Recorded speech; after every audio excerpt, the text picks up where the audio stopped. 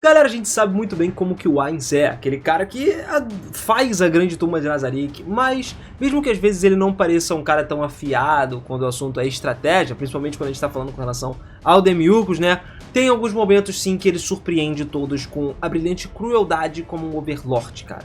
Hoje a gente vai explorar um pouquinho, vamos entrar naqueles momentos que o Ainz deixou claro que, por mais que a máscara da confusão ou a casualidade existam, a mente dele ainda assim é capaz de arquitetar jogadas complexas e devastadoras, desde as manipulações diplomáticas inesperadas até estratégias impecáveis no campo de batalha. E lógico, o Mestre Nazarick conquistou o respeito e medo de todo mundo por conta disso, até mesmo dos mais críticos ele conseguiu, tá ligado? Então se prepara e bora pra esse vídeo, vamos provar o quanto o Ainz decidiu brilhar aí de forma assustadora e magistral.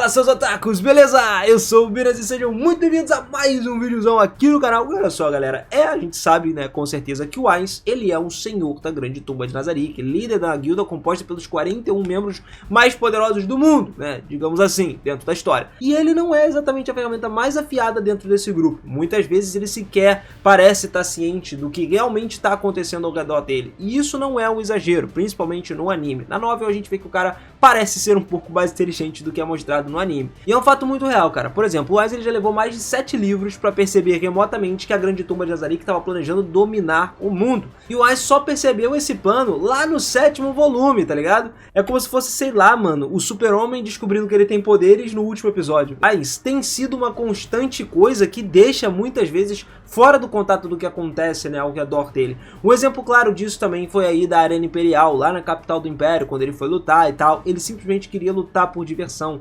ignorando completamente os protocolos diplomáticos, os costumes locais. Por essa causa, né, da visita inusitada dele, outra pessoa, o rei, estava lá na cidade. Ele pensou que o Ainz estava executando um plano altamente complexo para sabotar ele, no final das contas não era. Sem outra escolha, o próprio rei lá, né, o Dirk Nive, ele se rendeu, transformando o Império no estado vassalo de Nazarick para poder evitar a ira do Ainz. E esse evento virou um meme mundial, entendeu? Só que até hoje o Ainz não sabe exatamente como e por que isso aconteceu. Além disso, o Ainz ele também é alguém de uma pouca educação clássica. Apesar de ser relativamente bem educado, com os padrões lá, né, distópicos de 2138, isso aí basicamente significa que ele completou o básico da formação, né? A mãe dele, inclusive, trabalhou até morrer para poder financiar, pagar os estudos dele lá. Como resultado, o Ainz estava mentalmente despreparado para acompanhar o intelecto de pessoas como Demiurgos, que foi abençoado com conhecimento demoníaco e sabedoria absurda do Hubert, que era o criador dele. Apesar da falta de sofisticação intelectual, o Ainz teve alguns momentos brilhantes e estratégicos, e um exemplo notável foi durante uma conversa com Albedo em uma das fontes termais lá, né, localizada no 9º andar de Nazarick.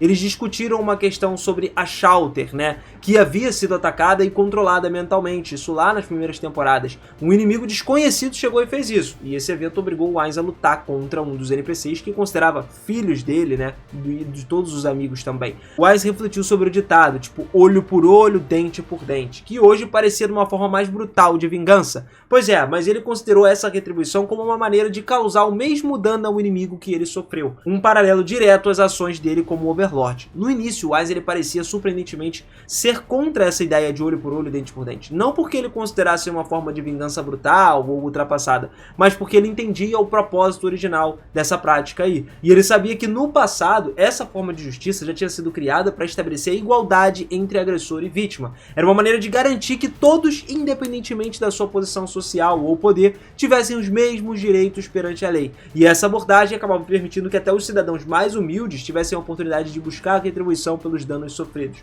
no mesmo nível de uma pessoa de alta posição social. Além disso, o olho por olho e dente por dente tinha um segundo objetivo também: limitar vinganças excessivas. Se alguém perdesse um olho, só poderia tirar o olho do agressor em troca, nada mais, porque o cara poderia simplesmente chegar lá e arrancar tudo que ele tinha na vida. E essa prática acabou impedindo que as coisas saíssem do controle, evoluindo para punições que sejam desproporcionais, como torturas brutais ou vinganças que são totalmente desmedidas e que poderiam destruir famílias inteiras ou comunidades. Porém, o Wise deixou claro que o seu desejo de justiça ia muito além disso. Ele não queria simplesmente uma retribuição proporcional, ele queria uma vingança completa que ultrapassasse em muito o que tinha feito a Shallter, que seria contra a teocracia, que é o que ele vai ter agora no último volume que ele descobriu. Esse desejo dele foi sempre motivado por algo profundo e pessoal, a ideia de que qualquer ataque contra Nazarick ou os seus NPCs era um ataque direto à sua honra e aos laços que ele compartilhava com seus amigos, né, que no caso abandonaram ele, os companheiros de guilda. Foi um momento muito clássico que retratou o Wise como um overlord implacável, que os seus seguidores esperavam, alguém que literalmente tinha uma determinação de proteger aqueles que consideravam importantes para ele, né, de forma absoluta.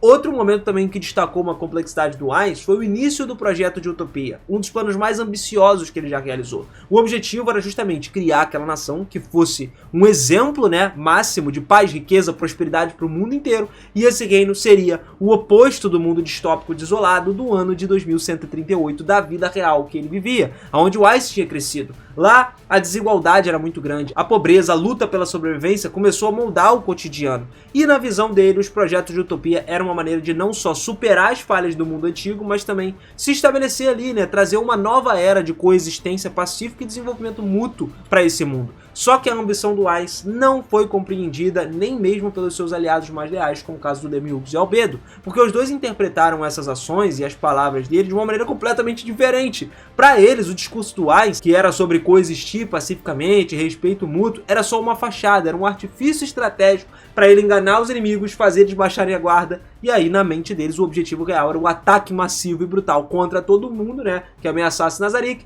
e dominar o mundo. Essa perspectiva começou a demonstrar uma certa complexidade de todas as relações entre o Wise e os subordinados dele. Enquanto ele buscava construir uma parada nova, uma parada duradoura, ele continuava preso ali na mentalidade de conquista, de dominação absoluta. O desejo do Wise de melhorar essa própria reputação e também um elemento central para esse plano, e ele queria associar o nome Ainzogon, que era o nome da guilda, a um reino justo, um reino do bem, um reino próspero, afastando todas as conotações ali que a galera chamava de tirano, de opressão, de não sei o que. Não, para ele essa transformação era uma forma de honrar o legado da sua guilda e dos amigos dele que ele tanto respeitava. E essa intenção, porém, era frequentemente incomodada pelos seus seguidores, que viam tudo isso como um meio para o fim, ou seja, um fim sendo domínio completo sobre os adversários. E detalhe, além da visão política, o Wise também demonstrava o brilhantismo e estratégias de combate. Um exemplo muito bom foi a reação dele lá quando ele sofreu o ataque da Shallter e percebeu que ela tinha sido controlada por um inimigo desconhecido. O Wise ele já bolou um plano extremamente complexo para reverter essa situação. Ele se utilizou como isca, atraiu os inimigos para a armadilha, cuidando, né, de toda a arquitetura daquele plano, enquanto ele se preparou para neutralizar qualquer ameaça com o uso de itens de classe mundial. Esse tipo de planejamento que ele tinha feito, né, que seria um planejamento multicamada, era característico do Wise, que sempre parecia estar um passo à frente, mesmo quando os aliados dele não entendiam completamente as intenções. Daí vem aqueles papos com o Demiurgo, né, achando que é uma coisa e fala que o Wise está, nossa, ele já está realmente uns 10 passos à minha frente, ele é muito inteligente. Esses momentos são engraçados e até ressaltam que, apesar de muitas vezes parecer alheio ou despreparado, o Wise, na verdade, ele é um líder cujas ações dele carregam uma profundidade, né, e também uma intenção. Ele equilibra a proteção de Nazarick com uma visão ambiciosa de um futuro pacífico, desafiando constantemente todas as expectativas tanto dos seus inimigos quanto dos seus aliados. Mas beleza, de volta às linhas posteriores ali, de qualquer batalha que aconteceu, o Wise ele elaborou o plano para capturar todos os inimigos de uma vez só. Dessa forma, ele não só reuniria informações cruciais sobre os jogadores suspeitos, mas também sobre o que aconteceu com a Shallter, como motivo deles terem mirado no Wise, na tumba de Nazarick, quem enviou esses caras, tudo isso ele ia descobrir quanto eles eram, quais itens possuíam, ele tinha que saber a força do que ele estava lidando e principalmente saber se eles tinham itens mundiais ou se eram jogadores. E isso trouxe uma vantagem estratégica significativa para ele. Essa alavancagem seria crucial contra uma guilda inimiga. Se metade dos jogadores dessa guilda caísse numa armadilha, os NPCs dessa facção ali, dessa guilda, naturalmente fariam qualquer coisa para trazer os criadores de volta. E isso fortaleceria imensamente a posição do Wise em futuras negociações, aumentando a influência dele sobre os oponentes e garantindo que ele pudesse manipular as circunstâncias ao seu favor. Bem parecido com o que ele fez agora no filme, né? Lá no Reino Santo, Ele literalmente destruiu tudo pra no final ele trazer a ajuda dele à tona. E a luta contra o Senhor Dragão lá, o Platino Dragon Lord, foi um exemplo brilhante de estratégia. O Ainz, ele não participou pessoalmente do combate, ele mandou o ator de Pandora pra representar ele. O plano era justamente atrair deliberadamente o Platino Dragon Lord pra longe, justamente garantindo que a batalha estivesse praticamente perdida desde o início. O objetivo não era vencer, mas sim transformar esse confronto num momento de aprendizado pro ator de Pandora, que permitia a ele reunir o máximo possível de informações sobre esse inimigo. O ator de Pandora desempenhou um papel com perfeição, até indo além do que o Demiurgos e Albedo acreditavam ser apropriado, né? Se ajoelhando na frente, né? Ele simplesmente pediu desculpa pra armadura lá, pro Rico Aganeia, de forma humilde, implorando pela vida diante da armadura. Algo que até Albedo ficou bolada na parada. Só que essa abordagem aí fazia parte do plano, que refletia a influência do Ainz no ator de Pandora. Essa estratégia audaciosa e típica do Ainz foi o que meio que internalizou as lições valiosas durante o tempo dele com os membros de uma das guildas mais temidas de caçadores e jogadores lá de Yggdrasil, entendeu? Essa experiência aí, absurda, contrastava com a relativa inexperiência do Platino Dragon Lord. Durante todas as batalhas, o ator de Pandora ele conseguiu extrair informações absurdas sobre a armadura mágica do Platino Dragon Lord e os itens de classe mundial que ele também tinha. Além disso, ele alimentou o inimigo com informações falsas sobre as forças e as habilidades de Nazarick, o que levava ele a acreditar que o Ainz poderia ser só um outro NPC, enquanto Albedo era o jogador real. Essa desinformação também fez o Dragon Lord suspeitar que Nazarick possuía apenas 2 itens de classe mundial, quando na verdade a guilda tem 11, entendeu? Mesmo assim, o Ainz só ficou cauteloso lá no lugar dele e ele reconheceu que talvez precisasse perder outra batalha contra o Platino Dragon Lord ou contra, sei lá, o Rico Aganeia, ou enfim, para poder garantir a vitória definitiva num terceiro confronto. O objetivo seria literalmente derrotar completamente o dragão sem permitir que ele escapasse de novo. E aí foi descoberto a tão temida armadura dele, que era na verdade só um dispositivo controlado remotamente, desprovido de presença física real lá no campo de batalha. E essa revelação já demonstrou o nível que o Ainz tinha de estratégia. O Platino Dragon Lord ele confiou a percepção e o poder e não foi capaz de perceber a verdade no final. Ele não imaginava que o Ainz que ele estava enfrentando era na verdade uma ilusão cuidadosamente planejada, com o ator de Pandora desempenhando o papel principal. Em outras palavras, esse momento serviu para reforçar que o Ainz é de fato um estrategista extremamente brilhante, muito mais do que ele costumava demonstrar lá no dia a dia dele. Quando ele pegava e transformava uma batalha direta, por exemplo, num jogo que seja intrincado de enganações, de manipulações, o Ainz eleva o nível desse conflito para uma verdadeira guerra de informações, cara. O domínio dele sobre o campo de batalha é absoluto, e ele consegue tirar proveito máximo de todas as variáveis, deixando o Platino Dragon Lord em total desvantagem numa luta futura. Essa abordagem não só surpreendeu os aliados dele, como a Demiurgos e Albedo, mas também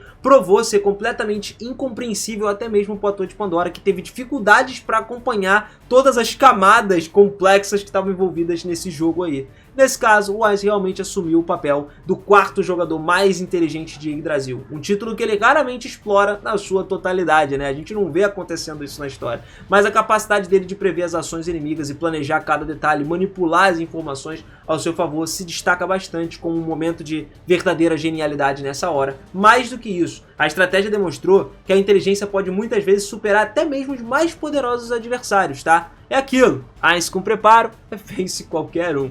Agora eu quero saber a sua opinião, cara. O que você acha desses momentos aí que foram destacados aqui, que a gente colocou? Se você acha que o Ainz é realmente um estrategista brilhante ou simplesmente parece burro demais dentro do anime. Quem leu a novel aí sabe do que eu tô falando, então deixa os comentários aí pra complementar tudo que a gente trocou ideia aqui, tá? E não esquece de se inscrever no canal e de ativar o sininho pra poder acompanhar muito mais coisas de Overlord. Eu sempre dou um spoilerzinho, né, do próximo vídeo, e eu tô pensando em trazer pra vocês explicação de todos os itens existentes em Overlord. Só que lógico, eu vou separar por temporada, tá? A gente vai falar da primeira, segunda, enfim, essas coisas assim. Se vocês quiserem, deixa o likezão aí, comenta também. Não esquece de se inscrever, de ativar o sininho, porque assim você consegue acompanhar os próximos vídeos e matar todas as suas curiosidades de Overlord aqui no canal, beleza? Tamo junto demais, beijo no coração e eu vejo vocês na próxima. Valeu!